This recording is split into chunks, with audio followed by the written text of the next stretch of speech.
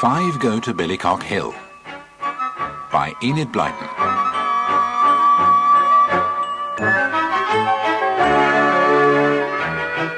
Julian, with his brother Dick and their young sister Anne, were kneeling on the floor in Kirin Cottage, poring over a map. Georgina, their cousin, whose home it was, and who only ever answered to the name of George, was with them, and so was Timmy. Now Timmy, a large and very happy dog, was not being exactly helpful.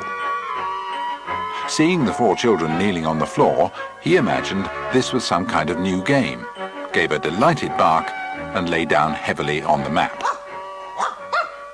Get up, idiots! We want to trace our route to Billycock Hill. What a lovely name! Is that where we're going? Yes, it's near some caves we want to see, and there's a butterfly farm not far off. A butterfly farm? Whatever's that? A farm for butterflies. Toby, a friend of ours from school, lives quite near it. They breed butterflies, and moths too, from eggs, and sell them to collectors. Can we go and see it? Oh yes. Toby says the men who run it are happy to show anyone round. It sounds exciting. Well, what with caves to see, and a butterfly farm, and Toby to visit, and just the 5 together again on a sunny week's holiday. Hurrah for Whitsun! When George's mother returned from shopping, they told her of their plans to go camping on Billycock Hill. Their friend Toby lived on a farm at the bottom of the hill, and would lend them camping equipment, and they could get all the food they needed from the farm. With the help they were getting from Toby, they didn't need to take much. Anoraks, of course, maps, torches, their swimsuits in case they found somewhere to bathe, and a few other useful odds and ends. Joan, the cook, had packed 2 large packets of sandwiches and cake ready for them, and 2 bottles of orangeade. In 3 minutes, everything was packed into the bicycle carriers. Timmy made sure that his biscuits and bone were packed. Then he wagged his tail and bounded round excitedly. The 5 were together again, and who knew what might happen? Timmy was ready for anything. The sun shone down hotly as the 5 sped down the road that ran alongside Kirin Bay. Timmy loped easily beside them. They chatted as they rode along, and George asked the boys what Toby was like. A bit of a joker was Dick's description, someone who enjoyed putting caterpillars down people's necks and so on. George wasn't sure she would like him very much, but Dick reassured her that Toby was all right, a bit of an ass, that's all. They had left Kirin Bay behind and were cycling down a country lane set with hawthorn hedges each side. A little breeze got up and was very welcome indeed. They made one stop in Tennick village for an ice cream each, and another stop by a stream so that Timmy could have a long, refreshing drink. Away they all went again, groaning as they cycled slowly up the many hills in that part of the country, and shouting with delight as they sped furiously down the other side.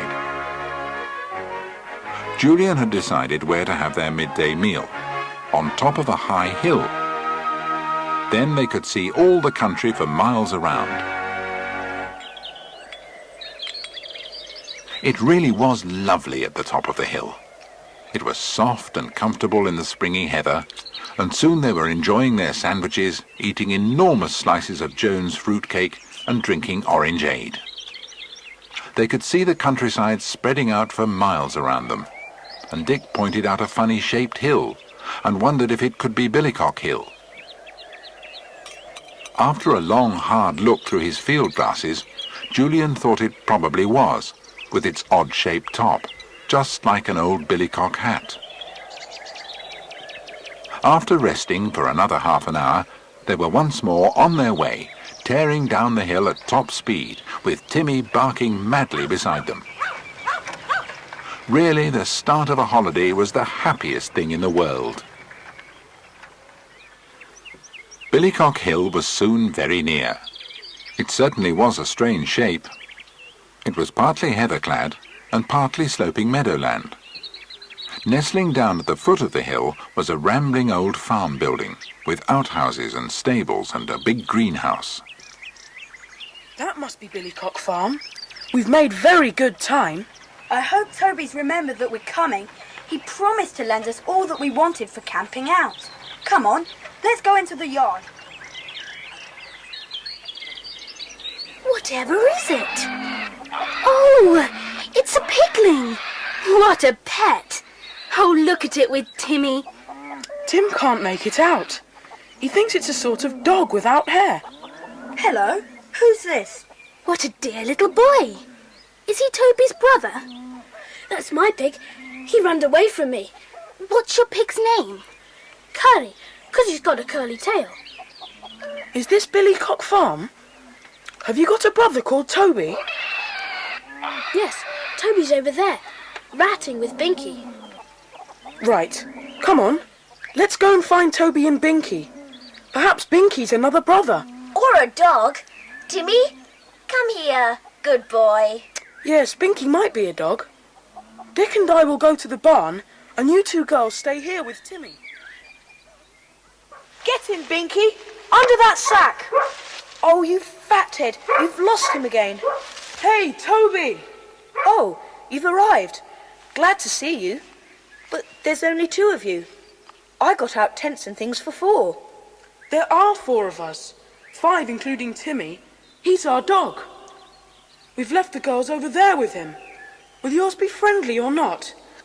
Oh, yes, as long as I introduce them. Hello, girls. It's all right. Bring your dog here. He'll be all right with Binky in half a minute. Rather doubtfully, George brought Timmy across. Timmy was a bit doubtful himself of this big collie. Toby bent down and spoke in Binky's ear, and then instructed him to shake hands with George. At once the dog put up his paw and allowed her to shake it. Anne did the same, and then George and Toby each ordered their dog to shake paws with the other. Very politely and solemnly the 2 dogs shook paws, eyeing each other cautiously. Timmy gave a sudden little whine, and then the 2 were tearing round the yard together, having a wonderful game. Well, that's all right then. Well, let's go and see my mother. She's got a whopping great tea. Toby's mother, Mrs. Thomas, was a plump and jolly woman. She made them all very welcome. They sat down to a huge tea, and the 4 visitors wished they had not had such a big lunch. It was a very happy meal, and Toby was a good host. After everyone had eaten their fill, Mrs. Thomas told Toby to show the 5 the camping gear and help them to decide where they would camp. Toby had put all the gear in a nearby barn. 2 tents, a kettle, frying pan and saucepan, and a couple of rugs in case it turned cold. Toby found a handcart, and the children piled everything into it, together with an enormous package of food Toby's mother had got ready for them. Julian and Dick began to push the cart down the path to the gate. Timmy and Binky trotted on ahead, and everyone else followed. They made their way up the hill, following a narrow sheep path. The handcart bumped and wobbled, and soon it needed 4 or 5 pairs of hands to push it. They were all panting with the effort, until at last Julian decided they needed a rest. They all sat down, glad to get their breath. Certainly the view was magnificent. Far away on the horizon were purplish hills, and in front of them stretched miles and miles of green and golden countryside. George pointed to what looked like an enormous field with great sheds in the centre. What's that, just down there? That's an airfield. A bit hush-hush. Secret planes tried out and all that. I know all about it because a cousin of mine is there. He's a flight lieutenant. He comes to see us sometimes and tells me things. It's an experimental place. What's that exactly? Well, where new ideas are tried out. They deal mostly with fighter planes, I think. Don't be scared if you hear noises from the airfield, bangs and bursts. It's all to do with their experiments. I wish I could visit the airfield. I'm keen on planes. You'd better meet my cousin then. I should like to meet him. We'd better get on now. We won't get much higher. George and Anne went on ahead to find a good camping site. But it was Timmy who found the right place. He ran on ahead feeling thirsty. So when he heard the sound of running water, he ran to it at once. From under a jutting rock gushed a little spring. It rippled down a rocky shelf and lost itself in a mass of lush greenery below. George called to Julian to come and see. Everyone agreed it was a fine place, a fine view, plenty of springy heather to camp on and water laid on quite near. Soon all the gear was taken from the handcart and Anne unpacked the food parcel, wondering where would be the coolest place for a larder. She went over to the rock, from which gushed the crystal clear spring water, and discovered a small cave hollowed out of the rock below the spring. Just like you, Anne. We'd better put a towel by the spring. We'll get soaked every time we want any food. Tell Timmy he's not to poke his head into my larder. Oh, now he's all wet. Timmy, go and shake yourself somewhere else. I'd better go. See you tomorrow. Come on, Binky. Thanks for everything, Toby. So long. Come on, let's settle in. This is the best camp we've ever had. What's the time? Good gracious, almost 8 o'clock. Anyone feel tired? Yes, with all that cycling and pushing the cart up the hill, I can hardly move. I vote we have a simple supper, then spread our rugs over some thick heather and sleep under the sky. Sounds jolly good. Anne, if you and George get supper ready, Dick and I will prepare our heathery beds. They soon found the best place for sleeping and called to the girls to bring the supper. It was a very happy supper they had, sitting in the heather while the sun sank lower and lower in the west. They finished up everything and then went to wash in the little spring before settling down on their rugs. Soon they were all asleep. Nobody stirred until a very loud noise awakened them with a start.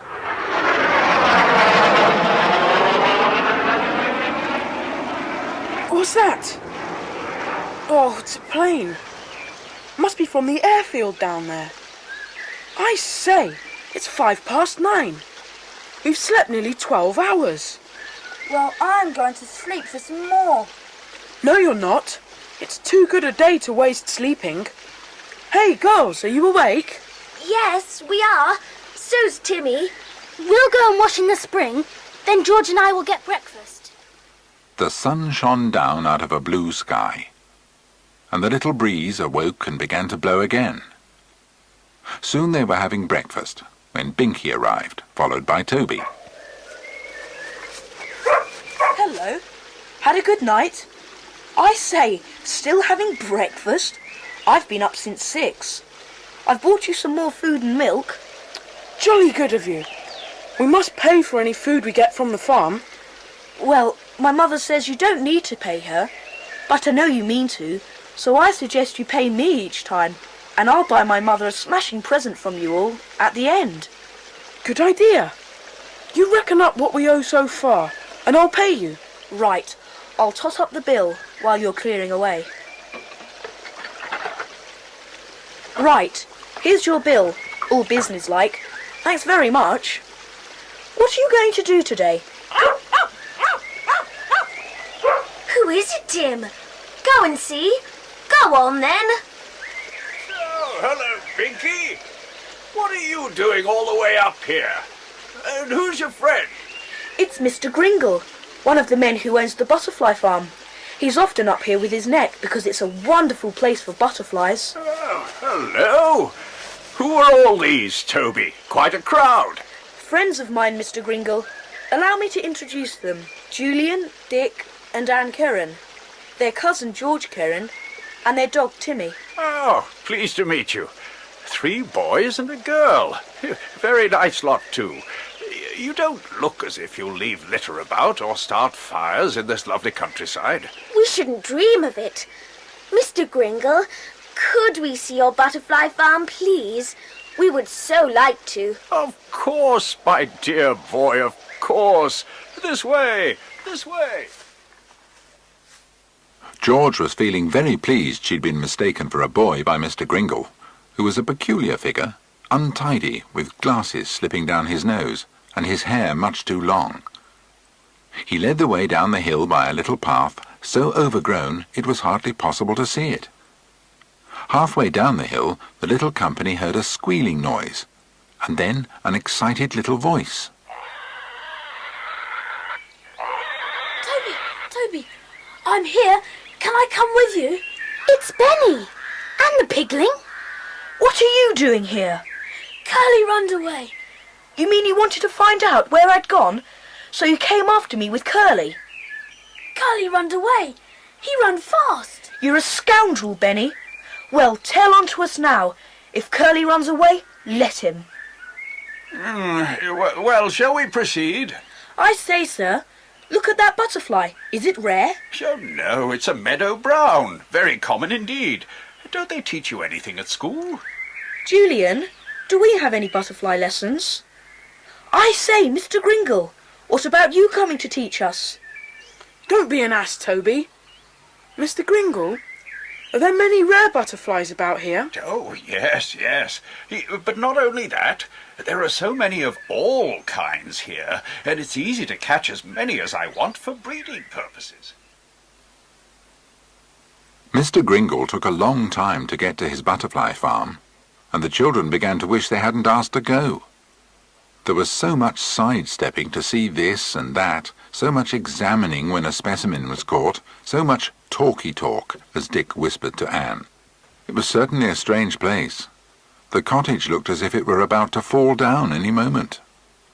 But the glass houses where the butterflies were kept were in good repair, and the glass panes perfectly clean. Evidently the butterfly men thought more of their butterflies and moths than they did of themselves. Mr. Gringle told the children that his friend Mr. Brent was away for the day, so they couldn't meet him. Do you live here all alone with Mr. Brent? Oh, no. Old Mrs. Janes lives here too, and sometimes her son comes to do my small repairs and to clean all the glass of the butterfly houses. Oh, there's the old lady. Look. Oh, she looks rather frightening. She's quite harmless. Our cook knows her because she often comes to us for eggs and milk.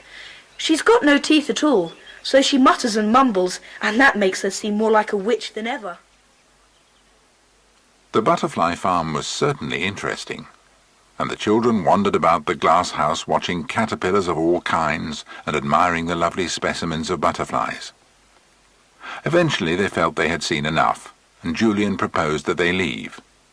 They thanked Mr. Gringle and said goodbye to him. Out they all went, and drew in deep breaths of fresh air. And then they heard a croaking voice behind them.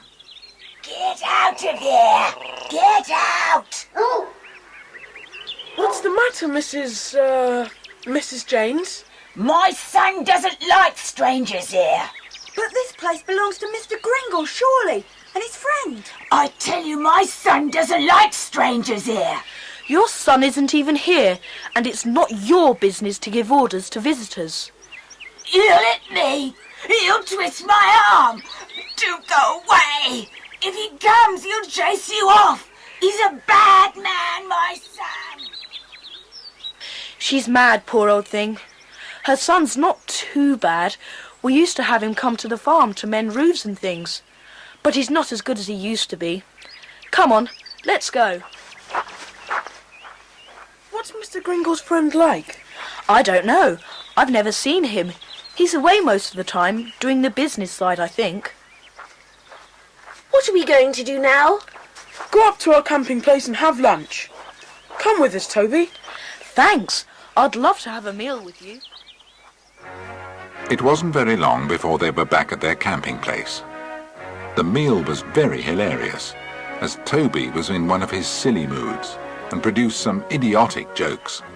His most successful one was a large imitation spider with shaky legs, which, while Anne and George had gone to get the food, he hung by a thin nylon thread to a spray on the nearby gorse bush. Dick grinned at the prospect of Anne and George seeing it, although, as he told Toby, George always said she didn't mind spiders. Anne didn't spot it until she was eating her strawberries and cream. Then she suddenly spied it, hanging by its thread over George's head.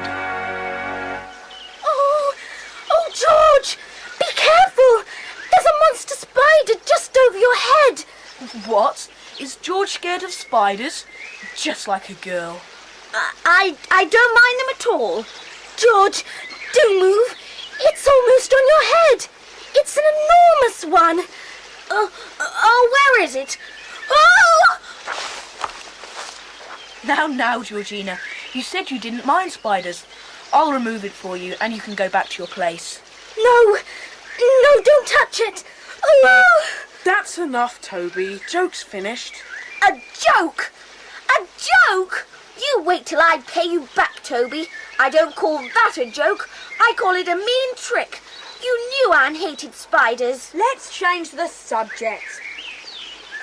What are we going to do this afternoon? I know what I'd like to do.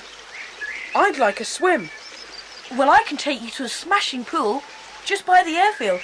I've often swam there. Everyone agreed to the idea, and after clearing up the lunch things and a rest to let their lunch settle, they all set off down the hill. Toby made a quick diversion to the farm to get his swimsuit and rejoined them just as they reached the pine trees he had told them to make for. There was the pool, deep blue, cold, and as smooth as glass. The 5 children went towards it gladly, but suddenly they came to a big notice nailed to a tree. Keep out. Danger. Crown property. Toby dismissed the notice, telling the others it didn't mean a thing. But it did, as they were very soon to find out. Julian was far from convinced that Toby was correct about ignoring the notice and said so. Dick shared Julian's view, but Toby was so insistent that at last the brothers reluctantly agreed that it was probably all right. Soon everyone was changed into their swimsuits and dived into the pool, which was surprisingly deep. The 2 dogs leapt in and swam vigorously round and round. Timmy began to bark excitedly. Shut up, Timmy. Why should he? Well, someone at the airfield might hear him. You said it didn't matter us being here. Look out for yourself. You wretch! I'll get you for that. You'll have to catch me first. I said I'd pay you back for the spider. I back old George. She'd outswim most boys. Shut up, Binky. Stop barking. What's all this? You're trespassing on Crown property. Didn't you see the notice? We're only bathing. We're not doing any harm. Didn't you see the notice? Yes, but we couldn't see much danger here. You come on out, all of you. Well now, I see you're all kids. I thought maybe you were trippers. Trippers don't come here. Nor do sensible children. I've had trouble from you before, haven't I? Didn't you come walking round the hangars bold as brass one day? I only went to see my cousin, Flight Lieutenant Thomas. I wasn't doing any harm. Well, I shall report you to him and tell him to give you a proper ticking off. We've strict instructions to warn off anyone. Is something hush-hush going on then? As if I'd tell you if there was. Well, we apologise for trespassing. We shan't bathe here again, I promise you. Sorry to have made you come all this way to warn us off. Well, that's all right. I'm sorry to have cut your bathing short. If that rogue of a boy here cares to ask his cousin for permission to bathe here, well, then that's okay by me. Thanks. So long. What did he want to come messing about here for? Spoiling our bathe. Oh, shut up. You heard what he said about orders being orders. You'd better grow up a bit. I agree. Now let's dry ourselves and go to the farm and ask your mother if we can have some more food for the camp. Oh, here's Benny again and the pigling. What do you want, Benny? I came to find you because Mother said everyone come to tea. You have got a nice mother. Come on, take my hand. The little procession made its way to the farm, and the pigling ran in front squealing. Timmy pricked up his ears when it squealed. He thought it must be in pain, and he was worried. Toby's mother greeted them at the door and told them she had invited them to tea because there was a visitor she thought they'd like to meet. She was right. It was Cousin Jeff. The tall, good-looking man stood up smiling. The five gazed at him, liking him very much indeed. Toby introduced them all, including Timmy, who, to Jeff's amusement, marched straight up to him and held up a paw and said, "Wuff." Jeff solemnly shook paws with Timmy, who promptly settled himself down at the young man's feet. Timmy's never done that before. He must like you very much. Oh, and I like dogs. This is a fine one, as smart as can be. Tell us about your job. Do you do much flying? Oh, not at the moment. I suppose you wouldn't take us up sometime, Cousin Jeff?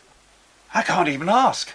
You see, the planes there are pretty special. You can't go joyriding in them. Of course we see. We wouldn't dream of bothering you. When are you going up next? Can we watch you from our camping place? Oh, yes. I'll tell you the number of my plane so that you'll know it's me if you see it circling over the hill.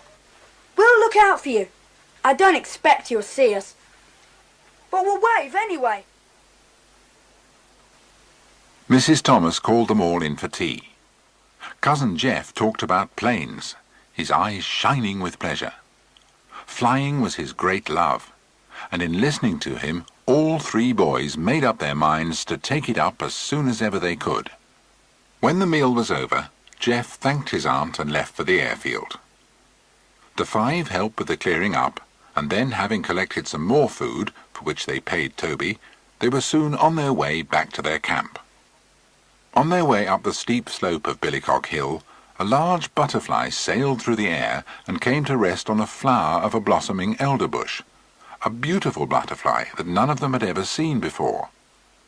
They watched the butterfly opening and shutting its magnificent wings on the white blossom. It was Dick who suggested that they try and catch it and take it to Mr. Gringle, the butterfly man.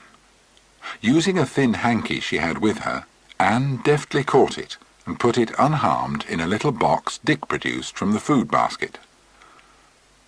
As they neared the cottage, Anne and George hesitated, and Timmy stopped too, his tail down. They had no wish to meet the witch woman again. Dick, rather impatiently, told them to wait where they were, while he and Julian went to find Mr. Gringle. Dick and Julian went to the glass houses and peered through the panes, but could see nobody there. So they stood outside the tumble-down cottage and shouted Mr. Gringle's name. Nobody answered, but somebody pulled aside the corner of a window curtain upstairs and peeped out. The boys shouted again. The window opened, and old Mrs. Janes looked out. She mumbled that Mr. Gringle was away. Dick asked if Mr. Gringle's friend, Mr. Brent, was in. The old woman mumbled something and disappeared. They heard footsteps. A man was coming towards them, small and thin, with a pinched-looking face and dark glasses. My friend Gringle is away. Oh, you're Mr. Brent then? Look, we found a rare butterfly. Oh, yes, very fine. I'll buy it off you for 50 pence. Oh, you can have it for nothing. What is it? Oh, I can't say without examining it closely. Here you are. I'll tell Mr. Gringle you came. Goodbye. What a peculiar fellow. What are we to do with this money, Dick? We don't want it. Let's see if we can give it to that poor Mrs. James. Look at the door. You go away. My son's coming back. He'll let me. All right. Look, here's 50 pence for you. Oh, you're kind. But keep away from here. My son's a bad man. Keep away. The boys rejoined the girls, and they made their way back to camp. It was another heavenly evening, but Julian eyed some clouds building up in the west and predicted rain for the following day. It was not nearly supper time, so Anne suggested they listen to some music on her portable radio.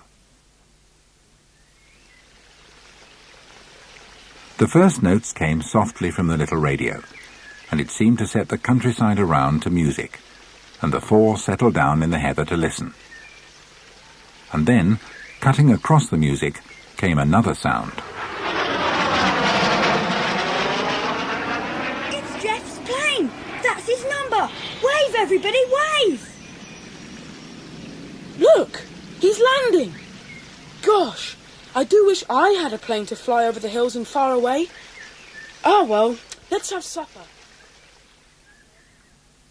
As they sat eating their meal, Julian glanced uneasily at the western sky and the clouds which had swallowed up the evening sun.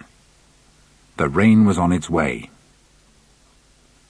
Supper over, they all got to work, and in 3/4 of an hour both tents were up. It was now almost dark, and except for Timmy, they piled into one tent to listen to the radio. Almost immediately, Timmy began to bark. George switched off at once. Somebody's coming. I wonder who it is. I think I'll take Timmy to see. Come on, Tim. Who is it? Who's there? Who is it? It's only me, Mr. Brent. I've come to examine our honey traps before the rain comes. Is Mr. Gringle about too? Yes. So if your dog barks again, you'll know it's only us. I'm going on to our next honey trap. I see you've got a torch. I wish I brought mine.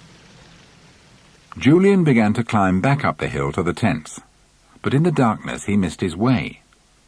Timmy was puzzled and went to him, and tugging gently at his sleeve, he led him back to camp. Just as Julian got back, the rain started, and they all squeezed into the tent. Timmy too. Julian told them about Mr. Brent, and they agreed that it all sounded a bit odd. By now the rain was lashing against the canvas of the tent, and the storm grew fiercer. Then Timmy began to bark again, startling everyone. He climbed over legs and knees and put his head out of the tent opening, barking loudly. Something's upsetting him. Something unusual. Well, we can't do much about it in this storm. Timmy, stop! Do you hear me? Now be quiet!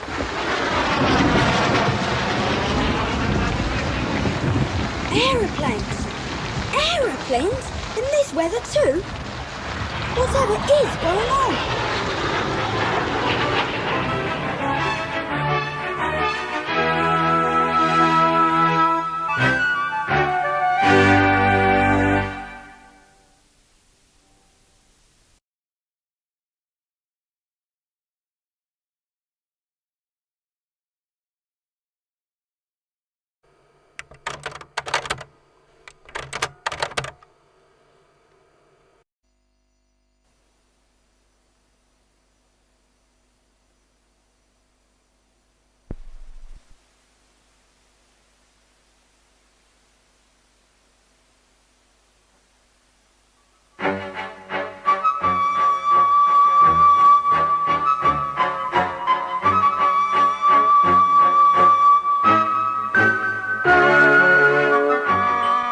The little company in the tent were amazed.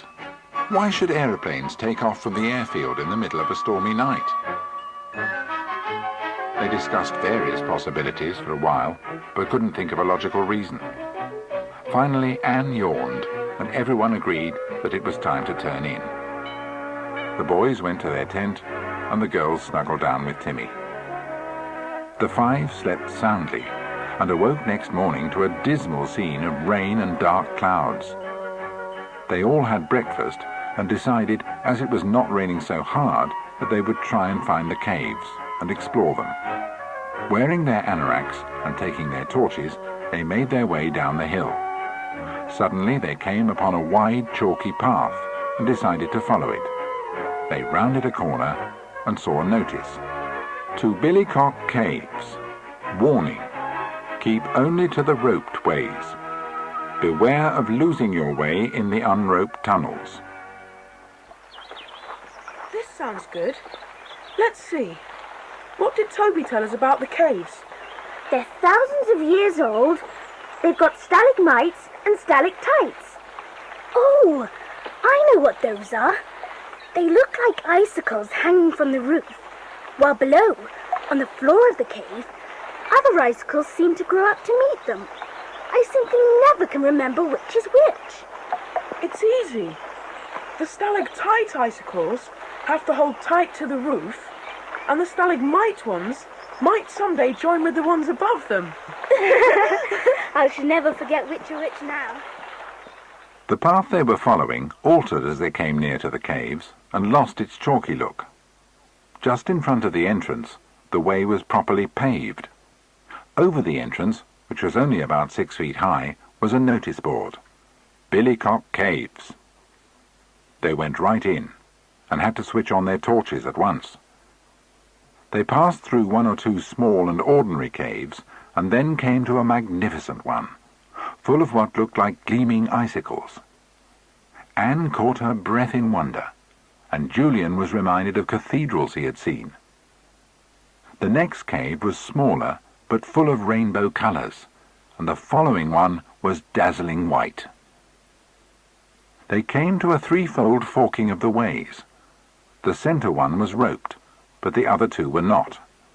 Sensibly, the children followed the roped way, but Timmy ran sniffing down one of the others.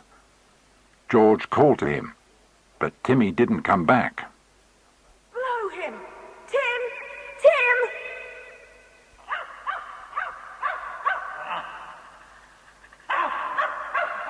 Here he is. I shall put you on the lead, Timmy.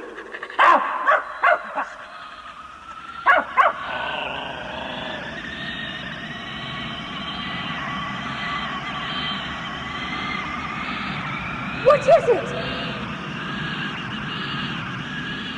Oh, quick! Let's go! Phew, that was decidedly weird. That whistling, it got inside my head. As for the howling, well... It was horrible. I'm not going into those caves again for anything. Let's get back to camp. They walked soberly down the chalk-strewn path and made their way back to their camp. The rain had stopped now, and the clouds were beginning to break. They sat in a tent for a while, discussing the caves. Then Julian dug out his field glasses and announced he was going to have a look at the airfield to see if he could spot Jeff. Gosh, there's quite a lot going on at the airfield this morning. Dozens of people there. Quite a lot of planes, too. Have a look.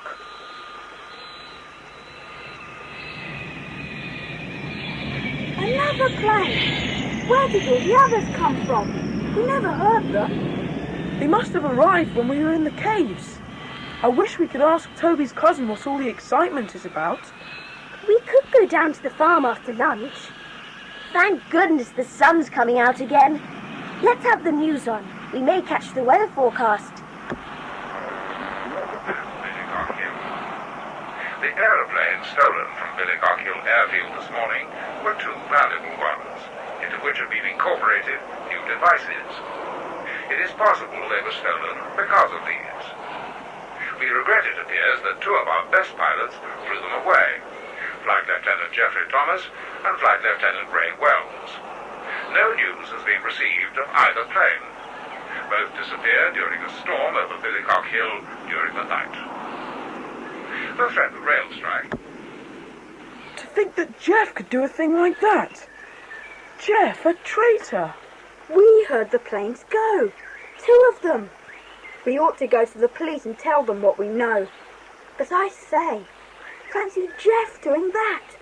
I liked him so much. So did I. So did Timmy. And he hardly ever makes a mistake in anyone. What will poor Toby do? He thought the world of Jeff. Who's that? Oh, it is Toby. I've got awful news. We know. We just heard it on the radio. Oh, Toby. Fancy. Jeff. It wasn't Jeff. Jeff couldn't have done such a thing. He couldn't. You know he couldn't, don't you? I can't believe that he did. Gosh, I am a sissy to go on like this.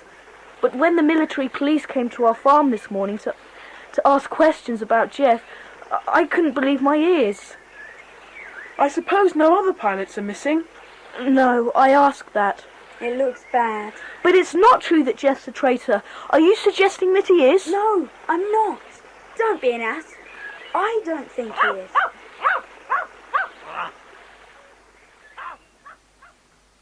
Julian scrambled up and saw 2 military policemen facing an excited Timmy. Julian called Timmy back, and the 2 men came up to the camp. In answer to their questions, the children told them all they could about the previous night. The policemen were particularly interested in the butterfly men, and questioned Julian closely as to whether he was certain that it really was Mr. Brent he had seen. Julian agreed that it had been pretty dark, but he certainly thought it was him. The policemen decided they would pay the butterfly farm a visit, but were unsure where it was.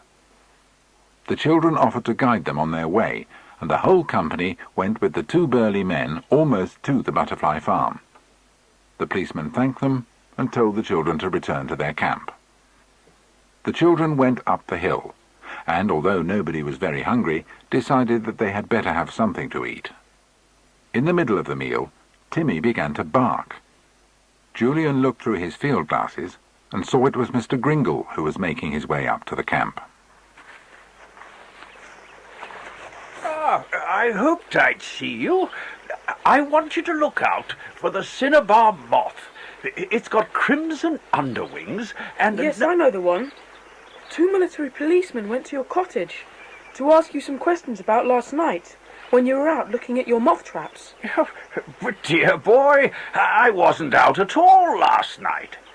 Well, I saw your friend, Mr. Brent, and he said you were both out. But Mr. Brent was at home with me. Well, I certainly saw Mr. Brent. I saw his butterfly net and his dark glasses. He doesn't wear dark glasses. Wait! Then who was the man who gave us 50 pence for the moth yesterday evening, about 6 o'clock? He said he was Mr. Brent. Oh, this is all nonsense. Mr. Brent wasn't at home at 6 o'clock yesterday. He was with me. We'd been out to buy some tackle. Well, this is extremely puzzling. Puzzling? You're nothing but a pack of nit-witted, ill-mannered children. Mr. Gringle went off angrily, muttering to himself. The 5 spent most of the afternoon talking about the mystery of the man who had pretended to be Mr. Brent. Suddenly, George suggested that they should slip down to the cottage when it was dark to see if the false Mr. Brent was there. After some discussion, it was agreed that Julian and Dick would meet Toby at 11 o'clock behind the butterfly farm, while George and Anne, with Timmy, would stay at the camp. Just before 6 o'clock, they switched on the little radio set for the news. The children listened, holding their breath. The 2 aeroplanes stolen from Billycock airfield last night, flown away by Flight Lieutenants Geoffrey Thomas and Ray Wells, have been found. Both planes crashed into the sea, and there is a chance of their being salvaged. The pilots were not found, and are presumed drowned.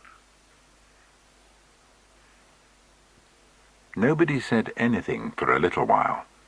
They were all profoundly shocked, not only by the idea of Cousin Jeff being a traitor, but also the news that he had been drowned. They went for a walk round the hill to try and take their minds off the shock a bit.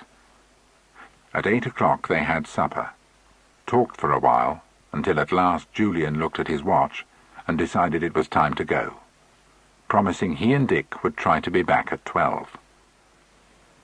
The 2 boys made their way to the big old oak tree at the back of the butterfly farm. After a minute or 2, Toby joined them. Sorry I'm a bit late. What are your plans? There are lights in the cottage windows, and the curtains aren't pulled. We could go and peep in. Good idea.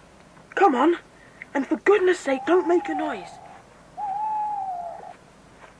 Here's the kitchen window.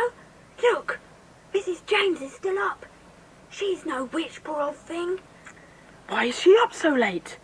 She must be waiting for someone. Yes, she might be. We better look out then. Let's go round to the front. Not too close to the window. Let me look. 2 of them. Mr. Gringle, and the other one must be his friend, Mr. Brent. What are they doing? It looks as if they're making lists. Anyway, I think Mr. Gringle was telling the truth when he said it wasn't Mr. Brent I saw on the hillside last night. Then who was it? And why was he on the hill the night the planes were stolen? Yes, why was he? I'd like to find that phony Mr. Brent. Well, maybe we shall. Now, any other window lit? Yes, one up there. Who's there, I wonder? Perhaps it's Mrs. James's son. Well, how can we see into that room? There's a ladder over there. Give me a hand.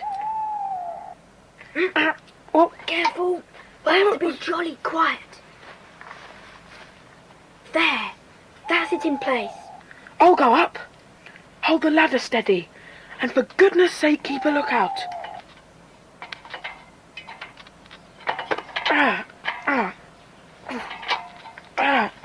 What can you see, Julian? Shh, I'm coming down. Who was it? I'm sure it's the son. He looked at his watch as if he's expecting someone. I wonder if the man on the hillside last night is coming. I'd like to get a good look at him. Well, let's hide somewhere and wait. We'll hide in the barn over there. Pooh, what a horrible smell in here. Shh, I can hear something. There are 2 men standing below Will James's window. He'll be coming down. I hope to goodness they don't come in here. This was a horrible thought, but there was no chance of going anywhere else, because at that moment the front door opened and Will James came out. The 3 men went off very quietly round the cottage, and the boys shadowed them. The men began to talk, but in such low tones the boys could hear nothing. Then one man raised his voice. It was Will James, demanding money, telling the men he'd hidden them and helped them till the job was done. His voice rose almost to a shout.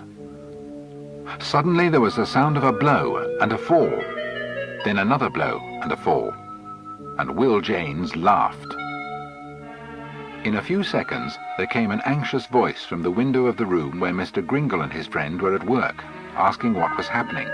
There was the sound of breaking glass as Will James threw a big stone at a nearby glass house. Will called out that he was looking for prowlers, and then, as luck would have it, his torch picked out the 3 crouching boys. He gave a yell. Who's this?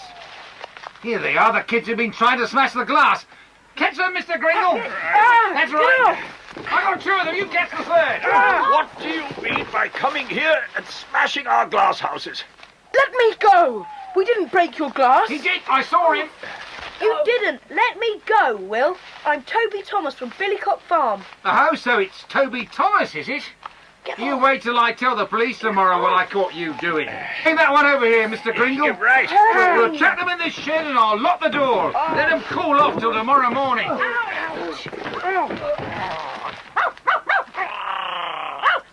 Timmy! It's Timmy! Call him, Dick. He'll soon make James drop you. Tim! Set us free or I'll spring at you! Ow, my ankle! Call him off! Get away! Mr. Gringle shoved Julian away, and with Mr. Brent, followed by Will James, retreated into the cottage. The boys were tired. Toby went off to the farm, and the brothers returned to their camp. The girls were most relieved to hear the boys and Timmy coming back. Dick told them the tale of their adventure, and how grateful they had been to see Timmy. George wondered how they could find out what Will James had been up to.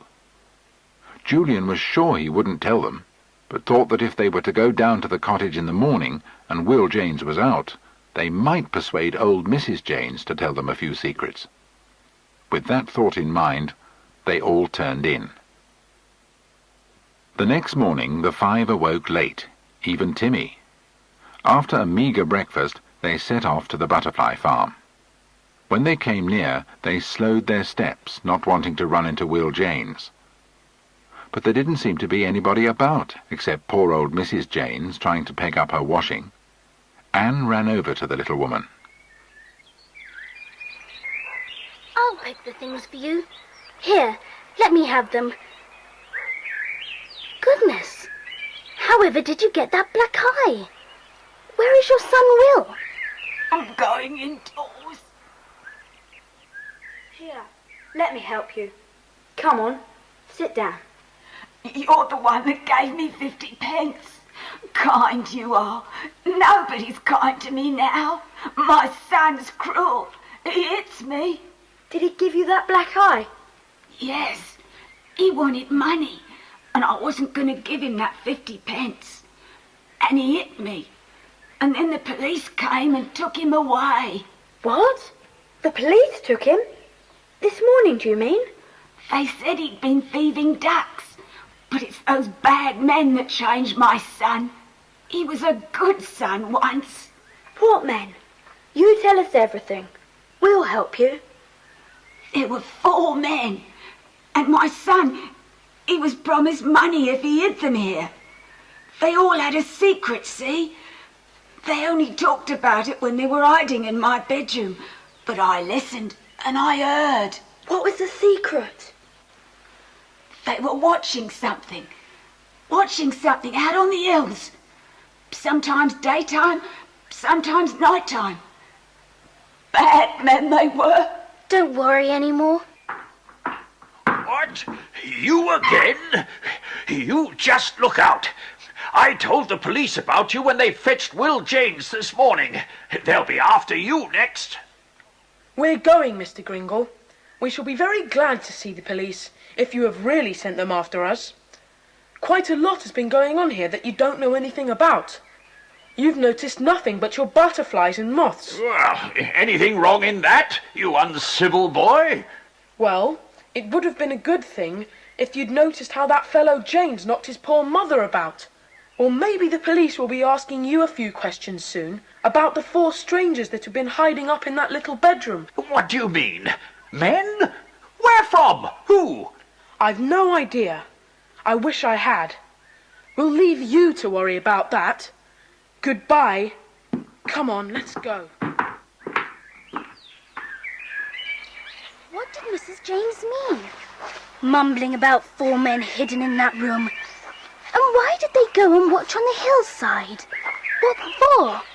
They may have been watching the airfield, you know. Yes. Of course, that's what they were doing. Why didn't I think of that before? Julian, could it possibly be anything to do with the stolen aeroplanes? It might. It certainly might. But I don't know how it ties up with Jeff Thomas and Ray Wells flying them away. That doesn't seem to fit somehow. You know, I do really believe we're on to something. Let's go down to Billycock Farm and see if Toby's father is about. I think we ought to tell him all we know. The others agreed, and off they went at top speed down the hill, taking the path to Billycock Farm. They soon came to the farmyard and told Toby they had some news which they would like to pass on to his father. Toby called his father, and Mr. Thomas came hurrying over the field. Julian quickly told him the events of the last 24 hours, and all that they had learned about Will Janes and the mystery men.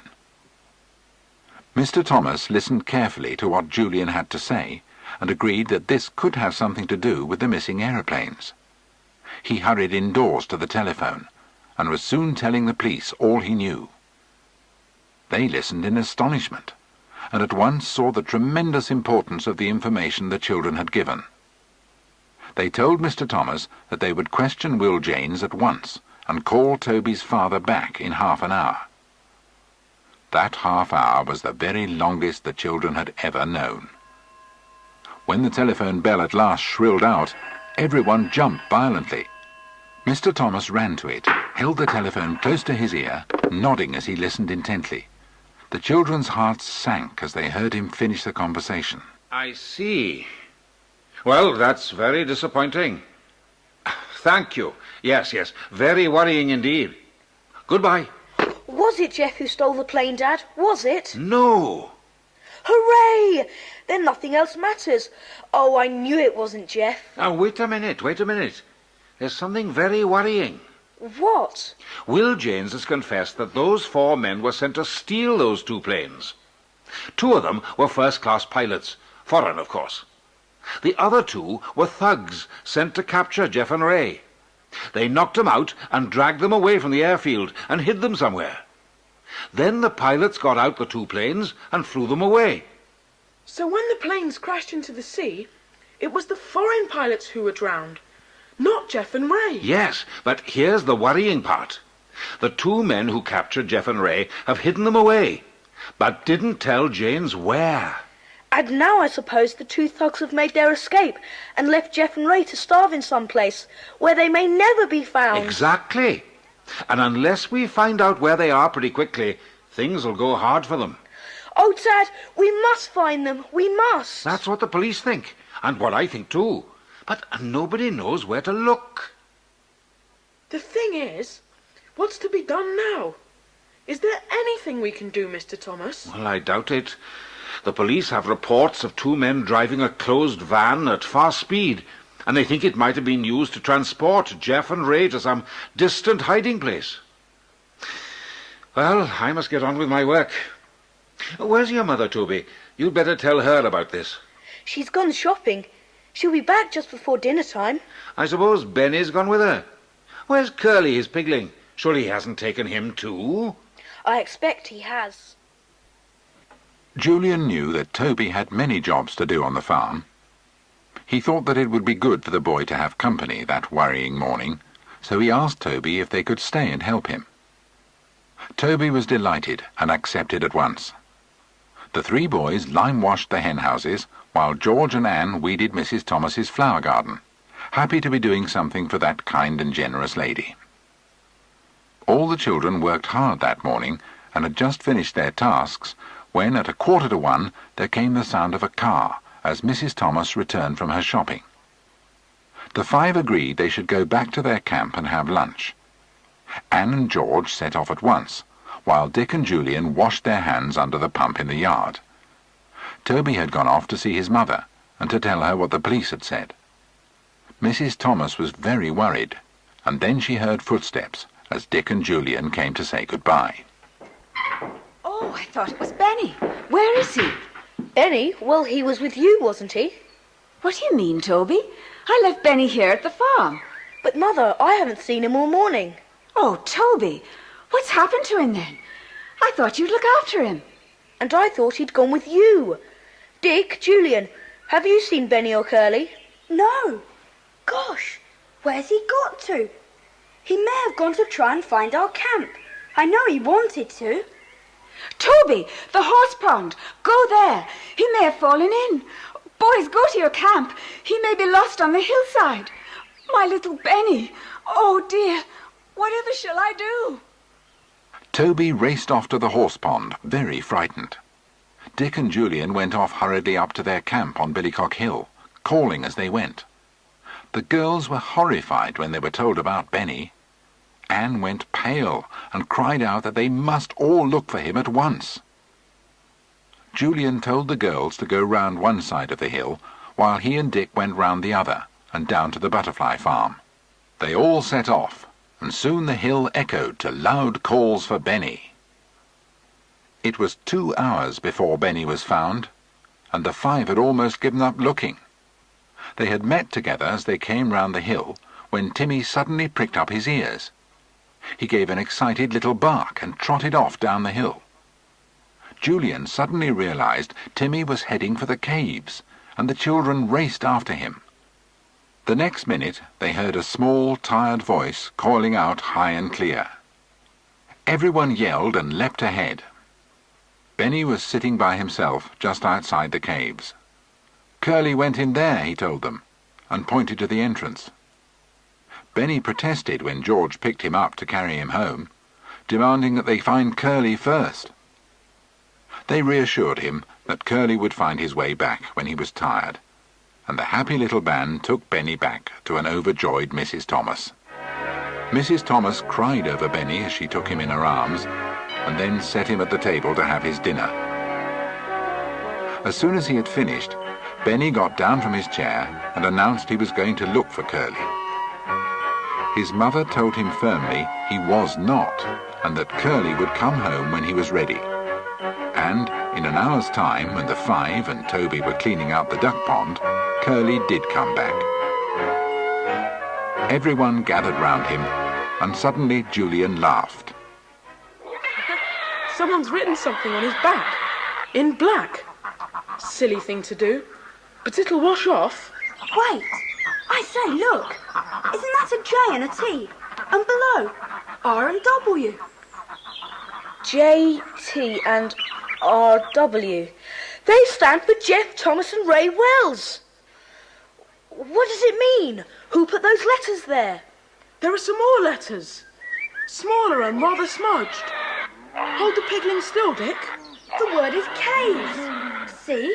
The first letter might be G or C, but the third one is certainly V, and the last one is S. I'm sure it's caves, and that's where Curly went. Phew! That's where Jeff and Ray are hidden then. Quick, where's your father, Toby? Mr. Thomas was found and was shown Curly. He agreed that it must mean that Jeff and Ray were in the caves. He told the children to go to the caves and take a ball of string with them to unwind as they searched, so they could find their way back to the entrance, and to take Timmy too. Meanwhile, he would telephone the police and let them know. Up the heathery hill panted the five children and Timmy. Julian carried the little pig. They came to the entrance, and Julian put down the trembling little pig. George called Timmy, told him to smell the pigling, and to search when he went into the caves. Timmy knew perfectly well what tracking meant, and obediently smelt Curly thoroughly, and then put his head down to follow the scent of the pigling's footsteps. He soon picked it up, and began to run into the first cave. On he went through one cave, then another, until he came to the forking of the ways. Timmy, nose to the ground, took the left-hand unroped way, and everyone followed, torches shining brightly. Timmy suddenly stopped in his tracking, raised his head, listened, and barked loudly.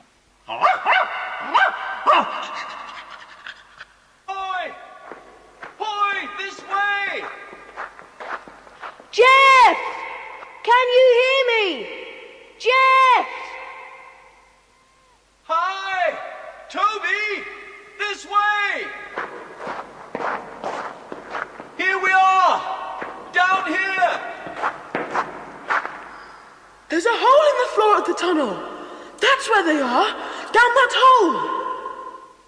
Thank God you found us. Ray's got a twisted ankle. He can't stand on it. But with your help, we can get him up. There was soon a great deal of acrobatic work on the part of Jeff, Julian and Dick, but at last Jeff was up through the hole. Together they managed to pull poor Ray up, and with Timmy leading, they made their way back to the cave entrance. There they sat for a while until the two men got used to the bright June sunshine. When Ray felt better, they all set off for the farm very slowly, with the boys helping Ray to hobble along. Halfway, they met the police, who were on their way to the caves.